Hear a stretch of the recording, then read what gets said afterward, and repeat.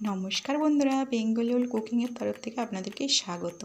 আমি আজকে ইস্ট ছাড়াই নরম তুলতুলে ফুলকো কুলচা বানাবো।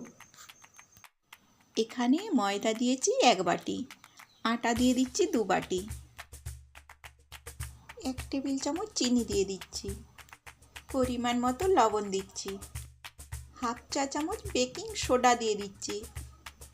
সব একসাথে ভালোভাবে মিশিয়ে নিচ্ছি। এবার যেই বাটি মেপে ময়দা আর আটা নিয়েছি সেই বাটিরই 1 বাটি টক দই দিয়ে দিচ্ছি আর অর্ধেকটা লেবুর রস দিয়ে দিচ্ছি।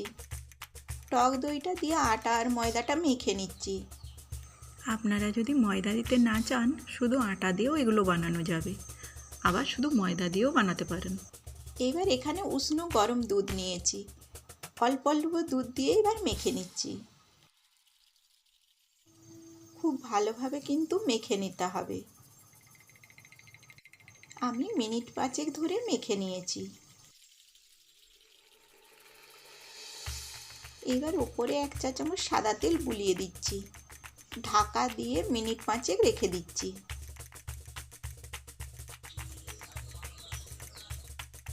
5 মিনিট পরেই ঢাকাটা খুলে নিচ্ছি, কতটা ফুলে গেছে।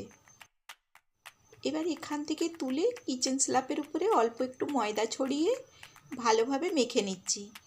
এইভাবে কিন্তু মাখতে হবে। মিনিট 3 ধরে এইভাবে মেখে নিচ্ছি। যত বেশি ভালোভাবে মাখা হবে কুলচাগুলো ততই নরম তুলতুলে হবে। মাখা হয়ে গেছে, এবার লম্বা করে নিচ্ছি।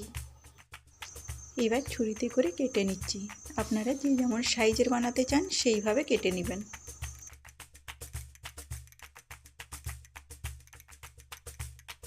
এইবার একটা করে নিয়ে গোল করে নিচ্ছি।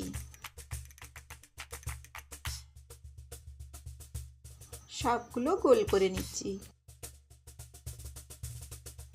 এইবার একটা নিয়ে ওপরে আটা ছড়িয়ে বেলে নিচ্ছি। আপনারা যদি লম্বা শেপের চান তো লম্বাও করতে পারেন। একটা বেলে নিয়েছি, এরকম পুরুত্ব রেখেছি। এর ওপরে এবার কালো জিরে দিয়ে দিচ্ছি, তারপরে ধনেপাতা কুচি দিয়ে দিচ্ছি। এবার হালকা করে বেলে নিচ্ছি। হালকা করে বেলে নিয়েছি। এদিকে তাওয়া গরম করে এর উপরে দিয়ে দিচ্ছি। আঁচটা লো টু মিডিয়াম রেখেছি। এবার উল্টে দিচ্ছি। এবার সাদা তেল দিয়ে দিচ্ছি। আপনারা চাইলে এগুলো ঘি বাটার দিয়েও ভেজে নিতে পারেন। এই দিকটাতেও সাদা তেল দিয়ে দিচ্ছি। দেখুন কি সুন্দর ফুলে যাচ্ছে। ইস্ট না দিলেও এগুলো নরম তুলতুলে হয়। এবার উল্টে দিচ্ছি। হয়ে গেছে, এবার নামিয়ে নিচ্ছি।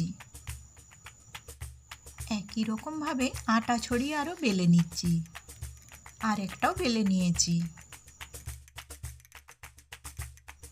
একই রকমভাবে কালো জিরে দিয়ে দিচ্ছি আর ধনেপাতা কুচি দিয়ে দিচ্ছি আর হালকা হাতে ওপরে বেলে নিচ্ছি। ভাজার জন্য তাওয়াতে দিয়ে দিচ্ছি। একই রকমভাবে সবগুলো ভেজে নিচ্ছি। সবগুলোই ফুলকো ফুলকো হবে। বন্ধুরা, আপনারা যারা ইস্ট ছাড়া কুলচা বানাতে চান এইভাবে বেকিং সোডা দিয়েও বানিয়ে নিতে পারেন। এই দিকেতেও সাদা তেল দিয়ে দিচ্ছি। এটাও হয়ে গেছে, নামিয়ে নিচ্ছি। সবগুলো এইভাবেই বানিয়ে নিচ্ছি। রেডি হয়ে গেছে ইস্ট ছাড়া কুলচা।